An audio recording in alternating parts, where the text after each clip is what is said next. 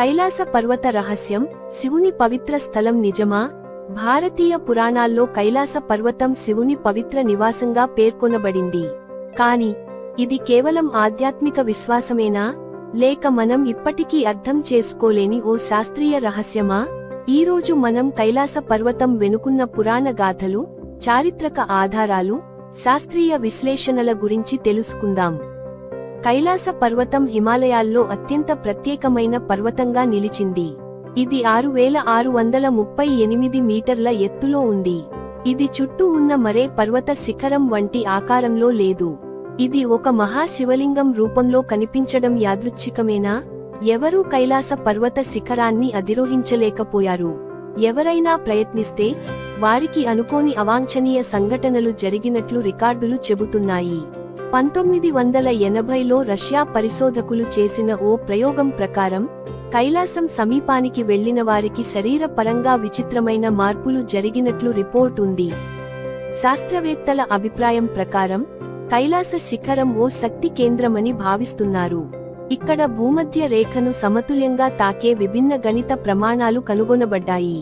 కైలాస పర్వత సమీపంలో ఉన్న మానసరోవర సరస్సు భూమిపై ఉన్న అత్యంత పవిత్రమైన సరస్సుల్లో ఒకటి.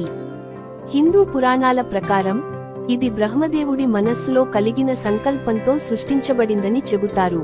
ఇది సముద్ర మట్టానికి 4590 మీటర్ల ఎత్తులో ఉంది. అంతేకాకుండా ఇది అత్యంత స్వచ్ఛమైన సరస్సుగా కూడా గుర్తించబడింది. పురాణాల ప్రకారం శివుడు కైలాసంలో తపస్సు చేస్తూ ఉంటాడు. కైలాసం లోపల ఓ గుప్త లోకం ఉందా? ఈ పర్వత శిఖరం ఓ అంతరిక్ష ద్వారం లాంటిదా?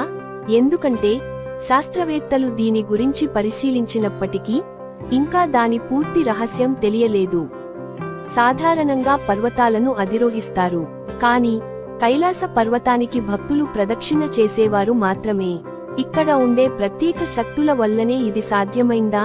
శాస్త్రపరంగా చూస్తే కైలాస పర్వతం ప్రపంచంలోని ఎనర్జీ వెర్టెక్స్లలో ఒకటిగా గుర్తించబడింది.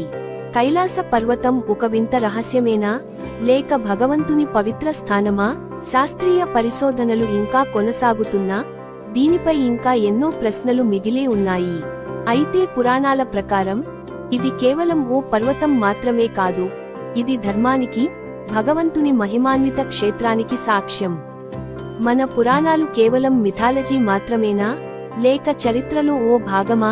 ఈ ప్రశ్నకు సమాధానం మన పరిశోధనలపై, మన విశ్వాసంపై ఆధారపడి ఉంటుంది. మీ అభిప్రాయాన్ని కామెంట్స్ లో తెలియజేయండి. ఇలాంటి మరిన్ని మిస్టరీలు తెలుసుకోవాలంటే మా ఛానల్ చిట్టి కథలు తెలుగు ని సబ్స్క్రైబ్ చేయండి.